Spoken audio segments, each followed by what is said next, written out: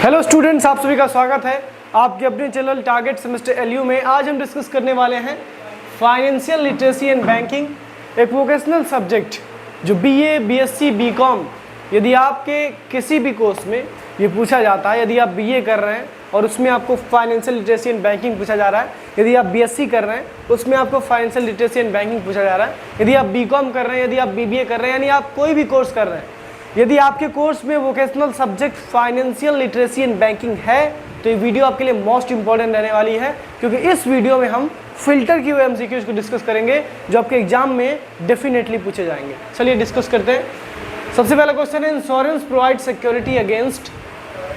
Insurance जो होता है यानी बीमा जो होता है वो किसके अगेंस्ट सुरक्षा प्रोवाइड करता है, किसके अगेंस्ट सिक्योरिटी प्रोवाइड करता है? तो इंश्योरेंस हमेशा रिस्क और लॉस दोनों के अगेंस्ट सिक्योरिटी प्रोवाइड करता है। तो इसका ऑप्शन हो जाएगा C, that is both A and B. Insurance provide security against risk and losses both, यानी बीमा जोखिम और हानि इन दोनों के प्रति सुरक्षा प्रदान करता है आपको। अगला है, the dash is the party who agrees to compensate the other person against possible losses. यानी कौन सा ऐसा पक्ष होता है, कौन सी ऐसी पार्टी होती है जो व्यक्ति इंश्योरेंस करा रहा है, यदि उस व्यक्ति का नुकसान हो जाता है, यदि वो व्यक्ति रिस्क में आ जाता है, तो कौन सी ऐसी पार्टी होती है जो उस व्यक्ति को कंपनसेट करती है, जो उस व्यक्ति को भुगतान करती है? तो उसको हम कहते हैं इंश्योरर। इंश्योरर एक ऐसा बंदा होता है जो इंश्योरी यानी इंश्योर्ड पर्सन, जो व्यक्ति इंश्योरेंस कराया है, यदि वो लॉस में आ जाता है, यदि या फिर यदि वो रिस्क में आ जाता है, तो उसको इंश्योरर, कौन? इंश्योरर जो व्यक्ति होता है वो उसको कंपनसेट करता है, उसको भुगतान करता है। उसका ऑप्शन हो जाएगा बी, दैट इज इंश्योरर यानी बीमा करता। अगला है, द थिंग्स और property insured is called dash of the insurance. यानी जो चीज़ें इंश्योरेंस, जिन चीज़ों को कराया जाता है उसको हम क्या कहते हैं? तो उसको कहा जाता है subject matter of the insurance. For example, यदि आप अपने बॉडी का इंश्योरेंस करा रहे हैं, अपने लाइफ का इंश्योरेंस करा रहे हैं, तो जो सब्जेक्ट मैटर होगा वो आपका बॉडी हो जाएगा, आपका लाइफ हो जाएगा। यदि आप अपनी गाड़ी का इंश्योरेंस करा रहे हैं तो जो सब्जेक्ट मैटर होगा वो आपकी गाड़ी हो जाएगी। यदि आप अपने फैमिली का इंश्योरेंस करा रहे हैं तो आपका जो सब्जेक्ट मैटर होगा इंश्योरेंस का वो आपकी फैमिली हो जाएगी। यानी जिस चीज़ का आप इंश्योरेंस कराते हैं उसको हम सब्जेक्ट मैटर ऑफ इंश्योरेंस कहते हैं। ठीक है स्टूडेंट्स, चलिए आगे बात करें। Contract of insurance is an agreement that is, यानी जो इंश्योरेंस का कॉन्ट्रैक्ट होता है वो किस प्रकार का एग्रीमेंट होता है? तो देखिए बहुत प्रकार के एग्रीमेंट होते हैं, constant agreement, contingent agreement, flexible agreement. तो इंश्योरेंस जो है वो किस प्रकार का एग्रीमेंट है? तो इंश्योरेंस एक कंटिजेंट एग्रीमेंट है। कौन सा एग्रीमेंट है स्टूडेंट्स? इंश्योरेंस एक कंटिजेंट एग्रीमेंट है। कंटिजेंट क्यों है?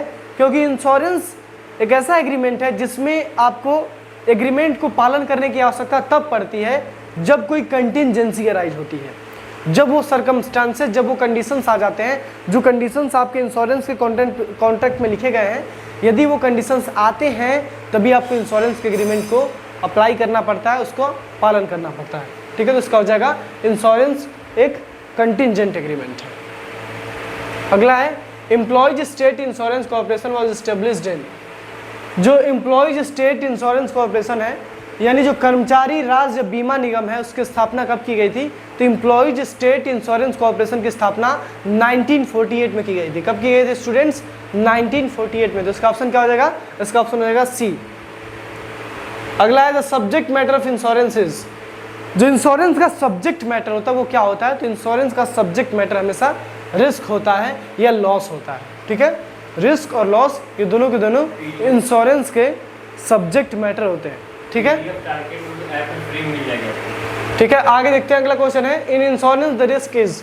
इंश्योरेंस में जो रिस्क होता है वो कैसा होता है? वो सर्टेन होता है, अनसर्टेन होता है, या फिर वो दोनों होता है? तो इंश्योरेंस में हमेशा जो रिस्क होता है, जो जोखिम होता है, वो अनिश्चित होता है, अनसर्टेन होता है। तो इंश्योरेंस का जो रिस्क होता है वो कैसा होता है स्टूडेंट्स? अनसर्टेन होता है। आपको बताना चाहेंगे हम कि यदि आप इस वीडियो के पीडीएफ को डाउनलोड करना चाहते हैं तो आप टारगेट गुरुकुल ऐप से डाउनलोड कर सकते हैं। अब आप पूछेंगे कि टारगेट गुरुकुल ऐप कैसे मिलेगा? तो डिस्क्रिप्शन में लिंक दिया गया है, उस लिंक पर क्लिक करके आप प्ले स्टोर से हमारे टारगेट गुरुकुल ऐप को डाउनलोड कर सकते हैं। वहाँ पे आपको ये जो पीडीएफ है वो बिल्कुल फ्री ऑफ कॉस्ट मिल जाएगा। ठीक है स्टूडेंट्स, चलिए आगे बढ़ते हैं। The amount given by way of insurance and therefore the amount accepted by the री इंश्योरेंस इज नोन एज, यानी जो अमाउंट इंश्योरेंस यदि आप कराए हैं तो जो आपको दिया जाता है उसको हम क्या कहते हैं, उसको हम सेशन कहते हैं। क्या कहते हैं? सेशन। तो session is the amount that is given by way of insurance. अगला है the insurance who obtains a guarantee is, एक ऐसा इंश्योरेंस जिसमें गारंटी भी होती है, उस इंश्योरेंस को क्या कहते हैं? तो इस इंश्योरेंस को हम शेडिंग इंश्योरेंस कहते हैं। जिस इंश्योरेंस में इंश्योरेंस के साथ साथ गारंटी भी होती है उसको हम शेडिंग इंश्योरेंस कहते हैं। अगला है are extra benefits under the policy, क्या एक्स्ट्रा बेनिफिट्स पॉलिसी में होते हैं? तो राइडर, किस पॉलिसी में एक्स्ट्रा बेनिफिट होते हैं? तो राइडर पॉलिसी में एक्स्ट्रा बेनिफिट्स होते हैं। ठीक है, चलिए अगला है FPR मीन्स, तो FPR का मतलब होता है फर्स्ट प्रीमियम रिसिप्ट। क्या होता है स्टूडेंट्स? FPR मीन्स F का मतलब फर्स्ट है, P का मतलब प्रीमियम है, R का मतलब रिसिप्ट है, यानी FPR मतलब फर्स्ट प्रीमियम रिसिप्ट। अगला है dash is a voluntary termination of a contract by the policy holder, कौन सा ऐसा वॉलंटरी टर्मिनेशन होता है कॉन्ट्रैक्ट का पॉलिसी होल्डर के द्वारा। फॉर एग्जांपल यदि हम पॉलिसी होल्डर हैं और यदि हम जानबूझ के अपनी स्वेच्छा से किसी एग्रीमेंट को, किसी कॉन्ट्रैक्ट को टर्मिनेट कर देते हैं तो उसको सरेंडर कहा जाता है। क्या कहा जाता है उसको स्टूडेंट्स? उसको सरेंडर कहा जाता है। यानी यदि कोई इंसान स्वेच्छा से अपने अनुबंध को एक्सेप्ट ना करे, उसको टर्मिनेट कर दे, तो उसको हम सरेंडर कहते हैं। अगला है general insurance business nationalisation act was passed in, तो जो general insurance business nationalisation act था वो पास किया गया था 1972 में। कब पास किया गया था students? General insurance nationalisation business जो था वो 1972 में पास किया गया था, यानी 1972 में पास किया गया था। चलिए आगे देखते हैं। That is the total premium that a policy holder page, total premium जो पॉलिसी होल्डर पे करता है उसको हम क्या कहते हैं? तो टोटल प्रीमियम जो पॉलिसी होल्डर पे करता है उसको हम ग्रॉस प्रीमियम कहते हैं। तो gross premium is the total premium that is paid by a policy holder, यानी वो टोटल प्रीमियम जो पॉलिसी होल्डर पे करता है उसको हम ग्रॉस प्रीमियम कहते हैं, और उसमें से हम एक्सपेंसेस को माइनस कर दें तो उसको हम नेट प्रीमियम कहते हैं। ठीक है, चलिए अगला है dash means a premium which remains unchange throughout the life of a policy, यानी कौन सा ऐसा प्रीमियम होता है जो हमेशा कांस्टेंट रहता है। जब तक आपकी इंश्योरेंस की पॉलिसी चलेगी तब तक वो प्रीमियम का जो अमाउंट होगा वो बिल्कुल कांस्टेंट होगा। कौन सा ऐसा प्रीमियम होता है उसको हम कहते हैं level premium. Level premium through out the life of insurance हमेशा कांस्टेंट रहता है, उसका ऑप्शन डी हो जाएगा लेवल प्रीमियम। अगला है a missing person will be presumed to be dead only after, एक जो मिसिंग पर्सन है यानी एक ऐसा व्यक्ति जो खोया हुआ है उसको हम कितने सालों के बाद ये मान लेते हैं कि वो व्यक्ति मर गया होगा। इंश्योरेंस की भाषा में यदि कोई इंसान खो जाता है और उस व्यक्ति का इंश्योरेंस कराया गया था तो कितने दिनों के बाद ये मान लिया जाएगा कि वो इंसान मर चुका होगा। तो उसको 7 साल के बाद, यदि कोई इंसान आज खो जाता है तो आज से 7 साल के बाद ये मान लिया जाएगा कोई इंसान जो खो गया है वो मर चुका है, वो अब जिंदा नहीं है। उसका हो जाएगा सी, दैट इज 7 ईयर्स।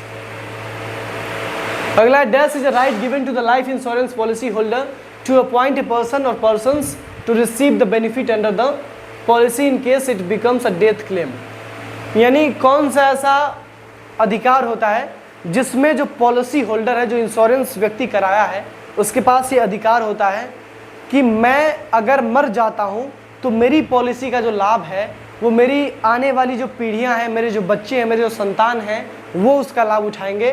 तो उस अधिकार को हम कहते हैं नॉमिनेशन।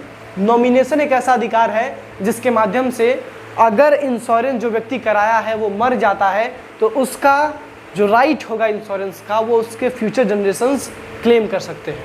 ठीक है, चलिए आगे बात करते हैं। Gross premium means net premium plus expenses of loading, यानी ग्रॉस प्रीमियम का मतलब क्या होता है? ग्रॉस प्रीमियम मतलब होता है टोटल प्रीमियम जो पॉलिसी होल्डर अपने लाइफ में, इंश्योरेंस के लाइफ में पे करता है। अब देखिए इसमें से कहा गया कि ग्रॉस प्रीमियम का फॉर्मूला क्या होता है। तो देखिए ग्रॉस प्रीमियम जो है वो 2 चीज़ों से मिलकर बनता है, एक होता है net premium plus loading expenses. यदि नेट प्रीमियम और लोडिंग एक्सपेंसेस को जोड़ दिया जाए तो आपका बन जाता है ग्रॉस प्रीमियम। तो इसका ऑप्शन रहेगा D, that is expenses of loading. इन दोनों को जोड़ देते हैं, नेट प्रीमियम और एक्सपेंसेस ऑफ लोडिंग को जोड़ देते हैं तो बनता है ग्रॉस प्रीमियम। और यदि उल्टा काम करेंगे, ग्रॉस प्रीमियम में से नेट एक्सपेंसेस ऑफ लोडिंग को माइनस कर देंगे तो नेट प्रीमियम निकल जाएगा। ठीक है स्टूडेंट्स, चलिए आगे बढ़ते हैं। Principle of utmost good faith is also known as, जो principle of utmost good faith है उसको हम क्या कहते हैं? तो उसको हम कहते हैं यूबेरिमा फिडाई। ये सही इसमें स्पेलिंग नहीं है, यूबेरिमा फिडाई कहते हैं। जो principle of utmost good faith है उसका मतलब पहले हम बताना चाहेंगे। अटमोस्ट गुड फेथ का मतलब होता है अगर आप इंश्योरेंस करा रहे हैं तो इंश्योरेंस कराते समय आपका जो इंटेंशन होना चाहिए वो हमेशा सही होना चाहिए। ऐसा नहीं कि आप गलत इंटेंशन से इंश्योरेंस करा रहे हैं। फॉर एग्जांपल, आप अपने घर का इंश्योरेंस करा रहे हैं, अपने घर का फायर इंश्योरेंस करा रहे हैं और उसमें आपने क्लेम रखा है कि यदि मेरा घर जल जाएगा तो मैं आपसे 30 लाख का क्लेम करूंगा, और आप कुछ दिनों बाद जानबूझ के अपने हाथों से अपने घर को आग लगा देते हैं और यदि पाया गया ऐसा इंश्योरेंस कंपनी के द्वारा तो आपको इंश्योरेंस नहीं दिया जाएगा, क्योंकि आपने principal of utmost good faith का पालन नहीं किया है। आपने सही इंटेंशन के साथ इंश्योरेंस नहीं कराया, आपने जानबूझ के अपने घर को खुद ही जलाया है। यदि वो एक्सीडेंटली जलता, आपका घर खुद से नहीं जलता, वो एक्सीडेंटली जलता, मतलब किसी और कारण से, नेचुरल रीजन से या फिर किसी और रीजन से जलता, तो फिर उसके लिए आपको कंपनसेशन दिया जाता, क्योंकि आप principal of utmost good faith का पालन कर रहे थे। लेकिन यदि आप जानबूझ के अपने घर में आग लगाएंगे, जानबूझ के इंश्योरेंस पाने के लिए कोई गलत काम करेंगे, तो उस केस में आपको कंपनसेशन नहीं दिया जाएगा, क्योंकि आप principal of utmost good faith यानी यूबेरिमा फिडाई का पालन नहीं किए हैं। ठीक है, चलिए अगला है the process of valuation in life insurance company is taken up by. जो लाइफ इंश्योरेंस कंपनी में वैल्यूएशन का प्रोसेस होता है वो कौन करता है? तो उसको हम कहते हैं एक्चुअरी। एक्चुअरी एक ऐसा इंसान होता है जो आजकल एक बहुत बड़ा उभरता हुआ प्रोफेशनल है। एक्चुअरी जिसकी पढ़ाई आप करते हैं उसको हम कहते हैं एक्चुरियल साइंस। यदि आपको एक एक्चुअरी बनना है, जैसे सीए होता है, सीएस होता है, सीएमए होता है, वैसे ही एक्चुअरी होता है।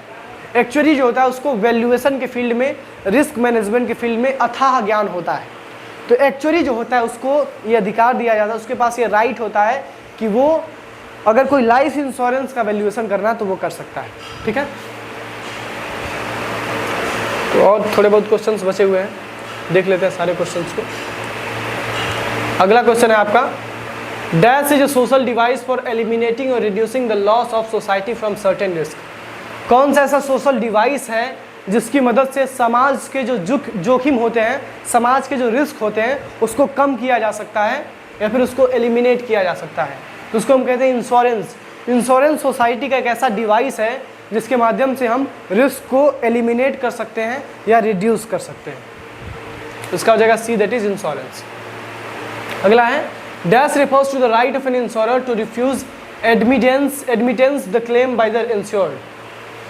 यानी ये एक ऐसा राइट है जो इंश्योरर को दिया जाता है ताकि वो इंश्योरी का जो क्लेम है वो उसको रिफ्यूज कर सके। फॉर एग्जांपल, हमने अभी बात किया था कि आपने घर का इंश्योरेंस कराया था, फायर इंश्योरेंस, और आपने घर में जानबूझ के आग लगा दी, तो एक राइट मिलना चाहिए इंश्योरर को। जो व्यक्ति इंश्योरेंस आपको दे रहा है, जो व्यक्ति आपको इंश्योरेंस आपने जो कराया उसके बदले जो आपको कंपनसेशन देगा, उसके पास ये अधिकार होना चाहिए कि यदि आपने जानबूझ के कोई काम किया है जो नेचुरली होना चाहिए था, जो आपके द्वारा नहीं होना चाहिए, यदि आपने खुद से जानबूझ के आग लगाया है, अभी आपने खुद से जानबूझ के कोई ऐसा काम किया जो आपको नहीं करना चाहिए था, तो उसके लिए उसको राइट दिया जाता है कि आप मना कर सकते हैं अपना इंश्योरेंस का उसका क्लेम देने से। उस राइट को हम कहते हैं रेप्यूडिएशन। रेप्यूडिएशन यानी अस्वीकृति एक ऐसा अधिकार है जिसके माध्यम से इंश्योरर जो है वो इंश्योरी को मना कर सकता है क्लेम देने से। अगला है, the term assurance refers to. जो एश्योरेंस का टर्म है वो किसको रेफर करता है? तो जो एश्योरेंस का टर्म है वो लाइफ इंश्योरेंस बिजनेस को रेफर करता है। किसको रेफर करता है स्टूडेंट्स? एश्योरेंस का जो टर्म है वो लाइफ इंश्योरेंस बिजनेस को रेफर करता है। तो इसका ऑप्शन ए हो जाएगा। अगला है, if the insured dies before the expiry of the term of the policy that is known as. यदि इंश्योरी यानी जिस व्यक्ति ने इंश्योरेंस कराया है, यदि वो लाइफ इंश्योरेंस के टर्म के पहले मर जाता है, फॉर एग्जाम्पल आपने 65 साल का इंश्योरेंस कराया है और आप 60 साल की उम्र में मर जाते हैं तो उसको हम क्या कहते हैं? तो उसको हम कहते हैं डेथ क्लेम। मतलब अगर आप पहले मर जाते हैं तो आप 60 साल की उम्र में आपका जो संतानें हैं, आपके जो परिवार के लोग हैं, वो आपका डेथ क्लेम कर सकते हैं। अगला है we should keep our savings with banks because it is safe, it earns interest या फिर it can be withdrawn any time. हमको अपने बैंक में अपने सेविंग्स को कलेक्ट क्यों करना चाहिए? क्योंकि बैंक में यदि सेविंग्स रहेंगी तो वो सेफ रहेंगी, उस पर हम इंटरेस्ट कमा सकेंगे और उसको हम कभी भी विदड्रॉ कर सकेंगे। ठीक है स्टूडेंट्स, चलिए तो ये थे आपके मोस्ट इंपॉर्टेंट एमसीक्यूज जो आपके एग्जाम में पूछे जाने की 100% पॉसिबिलिटी है, चाहे बीए कर रहे हो, बीएससी कर रहे हो या बीकॉम कर रहे हैं। यदि आपके सेमेस्टर में वोकेशनल सब्जेक्ट में फाइनेंशियल लिटरेसी एंड बैंकिंग नाम का सब्जेक्ट है तो ये वीडियो आप सभी के लिए यूजफुल है। That's all for this video. और यदि आप चाहते हैं कि इस वीडियो में जो पीडीएफ डिस्कस किया गया है, इस पीडीएफ को आप डाउनलोड कर सकें तो आप इसको डाउनलोड कर सकते हैं हमारे टारगेट गुरुकुल मोबाइल ऐप से। और आप डाउनलोड कैसे करेंगे हमारे ऐप को, उसके लिए आपको हमारे डिस्क्रिप्शन में लिंक दिया गया है, डिस्क्रिप्शन से आप हमारे टारगेट गुरुकुल मोबाइल ऐप को डाउनलोड कर सकते हैं और इस पीडीएफ को भी डाउनलोड करके अपने एग्जाम को आसान बना सकते हैं। दैट्स ऑल स्टूडेंट्स, ये आपको जो पीडीएफ मिलेगा वो बिल्कुल फ्री ऑफ कॉस्ट मिलेगा। दैट्स ऑल, मिलते हैं नेक्स्ट लेक्चर में।